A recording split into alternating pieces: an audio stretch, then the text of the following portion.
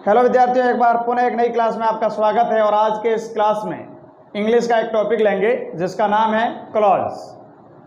12th class का ये grammatical portion या फिर टॉपिक है क्लॉज। बहुत सरल टॉपिक। जब आप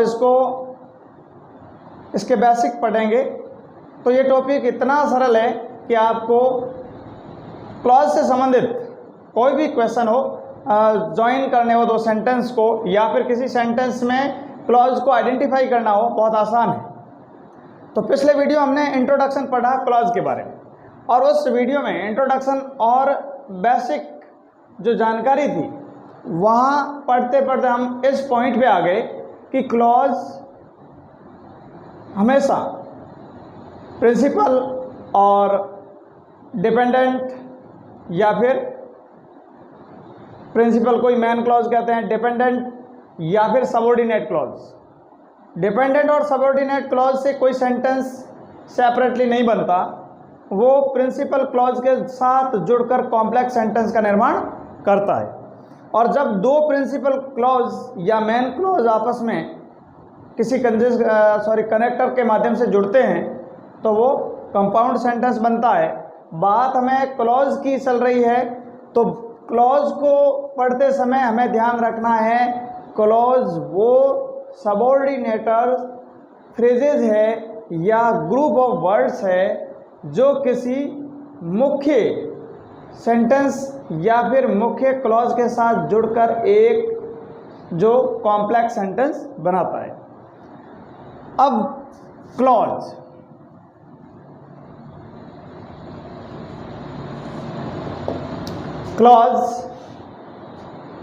पिछले वीडियो हमने आइडेंटिफाई किया दो प्रकार के क्लॉज, मेन क्लॉज और डिपेंडेंट क्लॉज। जो या एक तो होता है निराश्रित, जो अपने आप में अकेला आ सकता है और सिंपल सेंटेंस होता है वो, और दूसरा होता है सबऑर्डिनेट जो आश्रित होता है, किसी सेंटेंस को पूर्णता या फिर कंप्लीट करने के लिए प्रिंसिपल क्लॉज की जरूरत होती है। आज हम पढ़ेंगे क्लॉज होते कितने टाइप के हैं। Number 1 noun clause.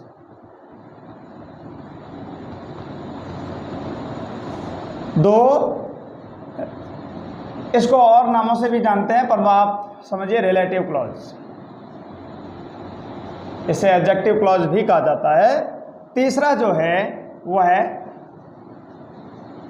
Adverb clause.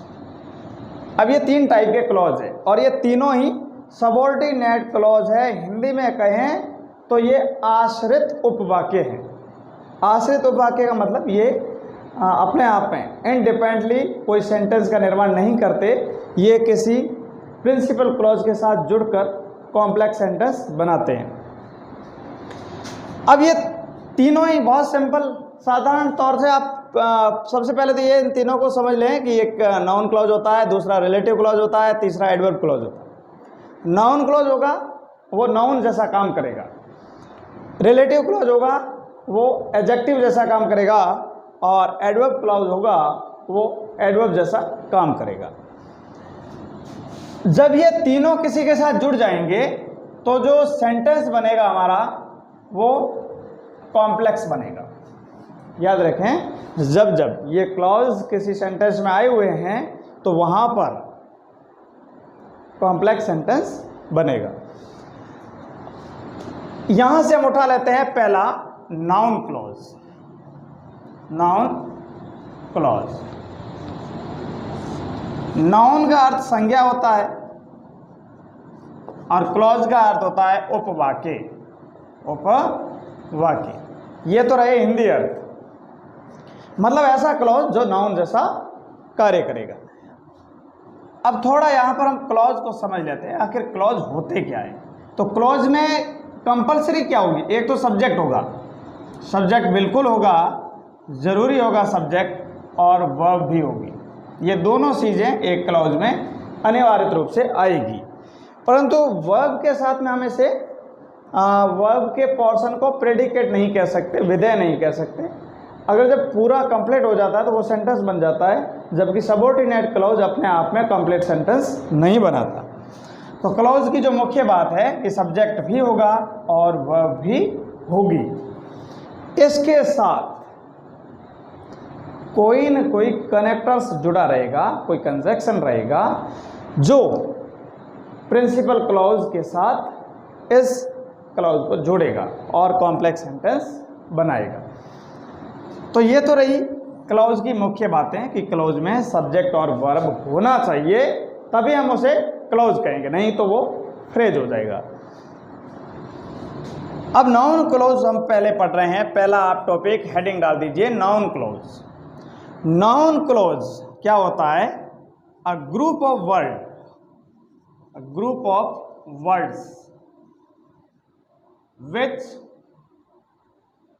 group of words which contains पहले सब्जेक्ट ले दीजिए, subject and a verb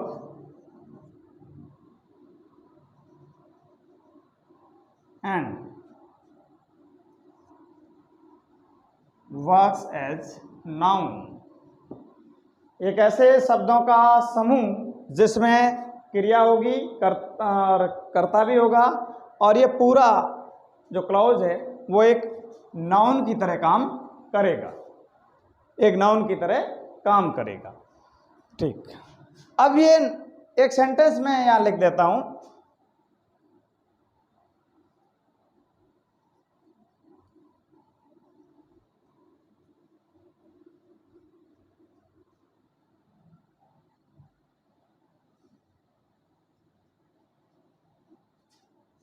I expect that I shall win the match। ये एक हमारा सेंटेंस है और इसमें दो क्लॉज है, एक प्रिंसिपल, दूसरा सबऑर्डिनेट। इस वाक्य को आप ध्यान से पढ़िए, इससे हम समझने का प्रयास करते हैं कि नाउन क्लॉज इसमें है या नहीं, अगर है तो क्या काम कर रहा है और उसकी बनावट कैसी है। अगर आप सेंटेंस का सेंस नहीं समझ रहे हैं, मीनिंग नहीं समझ रहे हैं, और आप उस सेंटेंस में क्लॉज को आइडेंटिफाई करना चाहते हैं कि किस टाइप का क्लॉज बैठा है, तो आप ये देखिए कि उस सेंटेंस में बीच में कहीं न कहीं कनेक्टर्स मिल जाएंगे और रिलेटिव क्लॉज होंगे तो वहाँ पर रिलेटिव प्रोनाउंस भी मिल जाएंगे। तो यहाँ पर कनेक्टर्स के रूप में दैट बैठा है, ठीक है, और दैट जहाँ बैठा है तो इसका मतलब इससे जुड़ा हुआ, दैट से जुड़ा हुआ क्लॉज सबऑर्डिनेट क्लॉज है। तो दैट से जुड़ा हुआ कौन सा है? That I shall win the match, ये हमारा सबऑर्डिनेट क्लॉज है, that I shall win the match, और ये है हमारा प्रिंसिपल क्लॉज। इन दोनों को हम अलग करते हैं। आई एक्सपेक्ट इट, ये तो एक वाक्य हो गया, आई एक्सपेक्ट इट, मैंने इसकी आशा या मैं इसकी आशा करता हूं, ठीक। दूसरा रहा वाक्य आई शैल विन द मैच। अब इस वाक्य को देखिए, आई एक्सपेक्ट इट, ये हमारा इट है, ये ऑब्जेक्ट है, आई सब्जेक्ट है, एक्सपेक्ट वर्ब है, और ये हमारा ऑब्जेक्ट है। इट ऑब्जेक्ट है, बिल्कुल है, और इट क्या है? प्रोनाउन है। इट क्या है? प्रोनाउन है। चलिए अब इन दोनों को जोड़ते हैं। आप प्रोनाउन पढ़ते समय डेफिनेशन पढ़ी होगी, हिंदी में बात करें तो सर्वनाम वो शब्द होते हैं जो संज्ञा के स्थान पर आते हैं। तो मतलब ये इट यहाँ आया हुआ है तो किसके स्थान पर आया होगा? कोई न कोई संज्ञा के स्थान पर होगा। तो ये पूरा का पूरा phrase I shall win the match, ये वर्क एज नाउन, नाउन का काम कर रहा है। और जब हम इनको जोड़ेंगे तो इट को ड्रॉप कर देंगे, क्योंकि ये पूरा का पूरा जो क्लाउज है वो इट की जगह ही आएगा। प्रोनाउन को हटाएंगे और उसकी जगह जो नाउन क्लाउज है उसको रखेंगे। ये तो रही उस सेंटेंस की बात कि उसमें कौन सा क्लॉज सबऑर्डिनेट है और कौन सा मैन या प्रिंसिपल है। अब बात नाउन क्लॉज, वो नाउन क्लॉज था, तो नाउन क्लॉज की हम आइडेंटिफाई कैसे करेंगे? नाउन क्लॉज दो तरीके से बनते हैं। नंबर एक, दैट क्लॉज। नाउन का पहला क्लॉज होगा दैट क्लॉज, मतलब दैट कनेक्टर्स होगा और उसके साथ में क्लॉज बैठा रहेगा, वो नाउन होगा। नंबर एक, इस तरीके से आप नाउन क्लॉज को आइडेंटिफाई कर सकते हैं। दूसरा आइडेंटिफाई की विधि क्या है कि उस सेंटेंस को देखिए और उस सेंटेंस में आप व्हाट से पर्सन कीजिए। I expect, what I expect, उत्तर आएगा कि नहीं? जो उत्तर आएगा वो नाउन क्लॉज है। इसका मतलब व्हाट से आप क्वेश्चन कीजिए और जब आंसर आए वही आपका रिलेटिव नाउन क्लॉज है। तीसरा नाउन क्लॉज कैसे बनता है? WS वर्ड से भी बनता है, वो हम आगे देखेंगे किस प्रकार बनता है। WS वर्ड से भी बनता है। इन दोनों तरीके से दैट क्लॉज, ये बैठा I expect that I shall win the match, इसका मतलब that plus I shall win the match, ये जो दैट और ये जुड़ा हुआ क्लॉज है ये नाउन क्लॉज है। और काम कैसा कर रहा है? नाउन का, क्योंकि क्या का उत्तर हमेशा नाउन होता है। तुमने क्या किया, कोई काम बताओगे तो वो नाउन होगी। तुमने क्या पढ़ा, तो अगर उस क्या का उत्तर आएगा वो नाउन होगी। तो यहां भी आपने क्या एक्सपेक्ट किया, तो ये जो फ्रेज जो क्लॉज बता रहा है बात, ये भी एक नाउन की तरह ही है, इसलिए ये नाउन क्लॉज है। ठीक, और वर्ड से इन दोनों, ये कंडीशन तो ये सेंटेंस कंप्लीट कर रहा है आइडेंटिफाई करने के लिए। अब रही बात WS वर्ड की, तो हम पहले इस दैट क्लॉज को थोड़े ढंग से पढ़ लेते हैं। चलिए, noun clause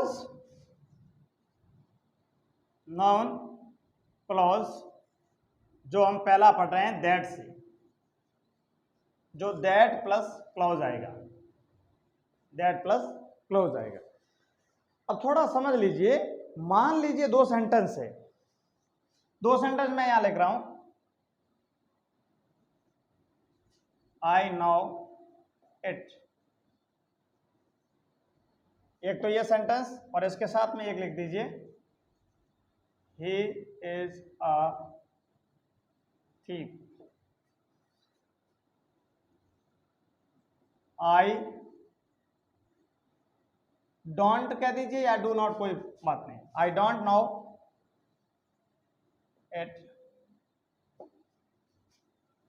is a thief. दो क्वेश्चन हमारे सामने हैं, दोनों क्वेश्चन में दो दो सेंटेंस है, यानी आई नो इट, मैं ये जानता हूं, इज ए थीफ। अगर दो सेंटेंस हो और सर्टेनिटी हो, सर्टेनिटी का अर्थ होता है निश्चिंतता। अगर सर्टेनिटी हो, निश्चिंत, अरे भाई आई नो इट, मैं इसे जानता हूं या इस बात को जानता हूं, कौन सी? ही इज ए थीफ, वह चोर है। तो ये निश्चिंतता हुई कि नहीं हुई? सर्टेनिटी हुई कि नहीं हुई? बिल्कुल, मैं इसे जानता हूं, ये चोर है। ठीक। दूसरा, आई डोंट नो इट, मैं इस चीज को नहीं जानता, ही इज ए थीफ, वह चोर है। यहां अनसर्टेनिटी है, यहां अनसर्टेनिटी है। ये इट, दोनों इट प्रोनाउन है, दोनों इट प्रोनाउन है। इसका मतलब हम इसकी जगह इस सेंटेंस को कॉम्प्लेक्स बनाना है और इट की जगह यूज होने वाले ऐसे क्लॉज को लाना है जो नाउन की तरह काम कर ले, और इट की जगह वही आएगा, इट एक प्रोनाउन है, इसकी जगह कोई नाउन रिलेटेड क्लॉज ही आएगा। ठीक। अगर सर्टेनिटी हो तो हम दैट का यूज करेंगे। ओके, सर्टेनिटी है तो दैट का यूज करेंगे। निश्चिंतता है, मतलब उस चीज को आप जानते हैं, ये निश्चिंत बात है, सर्टेन है। ठीक। अगर अनसर्टेनिटी हो, अनिश्चितता हो, तो हम दैट की जगह इफ या फिर वेदर का प्रयोग करेंगे। बस कंजक्शन या फिर जो कनेक्टर है इसको थोड़ा चेंज करना है, बाकी दोनों जो क्लॉज है वो नाउन है। अब मुझे बताइए पहला वाक्य हम किस प्रकार बनाएंगे, क्योंकि क्लॉज के साथ साथ हम कॉम्प्लेक्स सेंटेंस को भी सीख रहे हैं कि कॉम्प्लेक्स सेंटेंस कैसे बनता है। अब ये सेंटेंस कंप्लीट है और प्रिंसिपल क्लॉज है क्योंकि अपने आप में पूर्ण हो रहा है, आई नो इट। अब जब हमारा ऑब्जेक्ट है ये कंप्लीट नहीं हो रहा है तो ये किसी क्लॉज के माध्यम से कंप्लीट करना है। तो ये रहा हमारा प्रिंसिपल क्लॉज। तो इससे पहले लिखेंगे आई नाउ अब यहाँ पर इट को हटाना है और इट की जगह कोई क्लॉज को लाना है।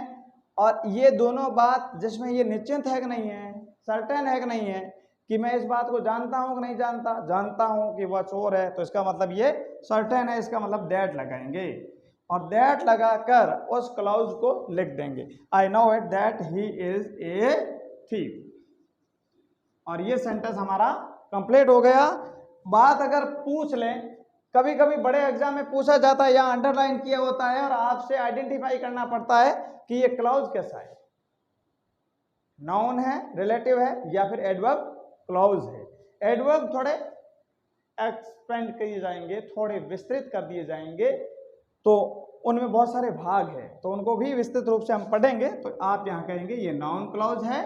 ठीक, दूसरे सेंटेंस को हम बढ़ाने का प्रयास करते हैं, आई डोंट नो इट तो लिखेंगे नहीं क्योंकि सेंटेंस को हम कॉम्प्लेक्स बना रहे हैं, तो इस प्रोनाउन को हटा रहे हैं और इसकी जगह नाउन ला रहे हैं, यानी नाउन रिलेटेड क्लॉज को ला रहे हैं। अब बताइए, आई डोंट नो, मैं नहीं जानता, ये सर्टेन है या अनसर्टेन? अनसर्टेन है, अनिश्चित। तो मतलब यहाँ पर इफ लाएंगे या फिर वेदर, कोई भी ला सकते हो, दोनों करेक्ट है। ये दोनों कनेक्टर्स अनसर्टेनिटी के लिए आएंगे। I don't know if whether और he is a thief, he is a thief. तो ये तो रहे नाउन क्लॉज जो दैट से प्रारंभ होंगे। ऐसा नहीं है, और भी सेंटेंस बना सकते हैं, जैसे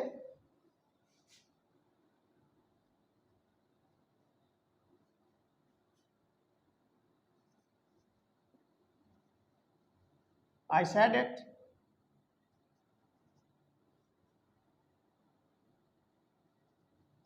he will pass, मैंने इसे कहा, मतलब इस बात को कहा, वह पास होगा। इसमें बताइए, इन दोनों को सेंटेंस को जोड़ना है, एक कॉम्प्लेक्स सेंटेंस बनाना है। नाउन क्लॉज है क्योंकि ये इट आया हुआ, इट की जगह ये क्लॉज कंप्लीट करेगा, तो आप ये क्या लिखेंगे, आई सेड दैट, दैट आएगा या इफ? दैट आएगा क्योंकि ये सर्टेन बात है, इसमें नेगेशन बिल्कुल नहीं है। तो ये आप दूसरा लिख देंगे, ही विल पास, और ये आपका कॉम्प्लेक्स सेंटेंस बन गया, I said that he will pass. चलिए अब पढ़ते हैं WH वर्ड। ऐसे भी WH वर्ड से स्टार्ट होने वाले क्लॉज भी नाउन क्लॉज होते हैं। कैसे? मान लीजिए दो सेंटेंस ले लेते हैं,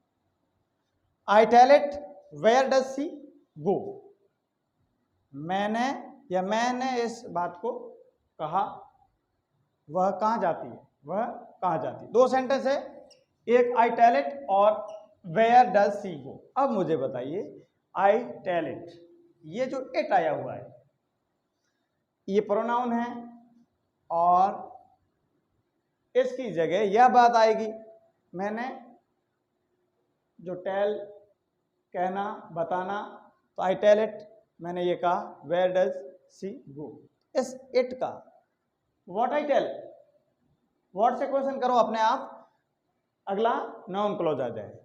तो इस दोनों सेंटेंस को जोड़ना है, तो आप क्या लिखेंगे, आई टेल, इस ये क्वेश्चन ही बात मैंने कही थी, I tell it where does she go.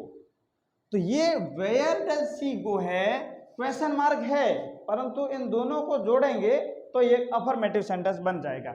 I tell it को हटा देंगे और ये जो कनेक्टर WH वर्ड है वो खुद आ जाएगा, वेयर, और अगले सेंटेंस को हम अफर्मेटिव करेंगे, इंटरो नहीं रहेगा। यहां पर ये एक WH वर्ड क्वेश्चन मार्क नहीं है, क्वेश्चन वर्ड नहीं है, अब यहां पर ये एक कनेक्टर या फिर जो इस नाउन क्लॉज को मेन क्लॉज के साथ जोड़ने वाला WH वर्ड रहा। तो आई टेल वेयर, सब्जेक्ट पहले आ जाएगा सी और वर्ब बाद में चली जाएगी। तो जब ये क्वेश्चन रहेगा ही नहीं तो यहाँ पर डज हट जाएगा और गो के साथ ES लग जाएगा और full stop. I tell where she goes, हम कहें where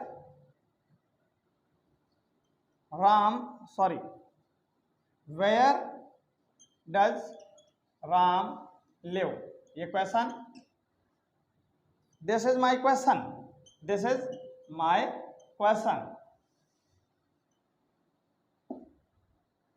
where does Ram live, Ram कहाँ रहता है, यह मेरा पर्सन है, ये मेरा क्वेश्चन है।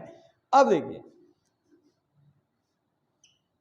हम जब नाउन क्लॉज को पढ़ते हैं तो बड़े विस्तृत तौर से पढ़ते हैं, तो ये पढ़ते हैं कि नाउन क्लॉज कहाँ कहाँ आ सकता है, सब्जेक्ट की जगह आ सकता है, ऑब्जेक्ट की जगह आ सकता है, ऑब्जेक्ट ऑफ प्रीपोजिशन आ सकता है और कॉम्प्लीमेंट्री की जगह भी आ सकता है। तो इस सेंटेंस को अगर हमें जोड़ना है, दिस इज माई पर्सन, यह मेरा पर्सन है, क्या, कौन सा पर्सन, ये, तो ये क्या का उत्तर आ रहा है, तो मतलब ये हमारा नाउन क्लॉज बनेगा। Where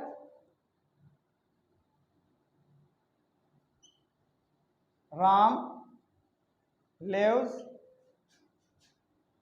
is my question, is my question. और भी तरीके से बना सकते हो, my question is where see या राम, वेयर राम लिव्स। और ये जो WH वर्ड है जो हमारा नाउन क्लॉज है, वेयर राम लिव्स, ये मेरा क्वेश्चन क्या है, जब क्या का उत्तर यही है तो ये क्या है, नाउन क्लॉज है, और ये दोनों जुड़ गए तो एक कॉम्प्लेक्स सेंटेंस बन गया। इस वर्ड को एक और समझते हैं, जैसे कोई सेंटेंस है, टेल मी इट, ये सेंटेंस है, टेल मी इट, ये सेंटेंस, और दूसरा sentence why is Gita weeping, tell me it why is Gita weeping, मुझे बताओ, मुझे यह बताओ, ये इट है, प्रोनाउन है, मुझे यह बताओ सीता क्यों रो रही है। अब तुम्हें क्या बताएं, तुम्हें क्या बताएं, यही तो बताना है।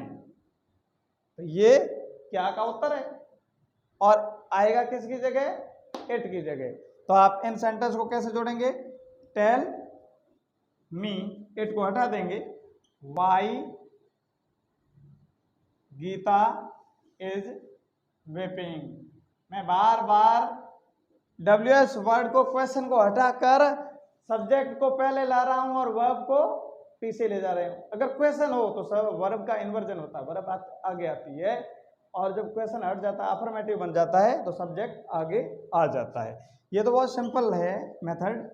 तो ये तो थे WH वर्ड से बनने वाले नाउन क्लॉज, जो प्रिंसिपल क्लॉज के साथ मिलकर कॉम्प्लेक्स सेंटेंस बनाएंगे। तो ये तो था नाउन क्लॉज का माजरा, काफी ढंग से हमने पढ़ा और उम्मीद है आपको भी समझ में आ गया होगा। अगर कोई क्वेरीज रही है, आपके मन में डाउट है कि कौन सा सेंटेंस कैसे बना, समझ में नहीं आया, तो जरूर आप कमेंट बॉक्स में अपनी राय को रखें। इसके आगे और जो क्लॉज है उनको पढ़ेंगे। बस आज के वीडियो को बड़े ध्यान से देखने के लिए थैंक्स।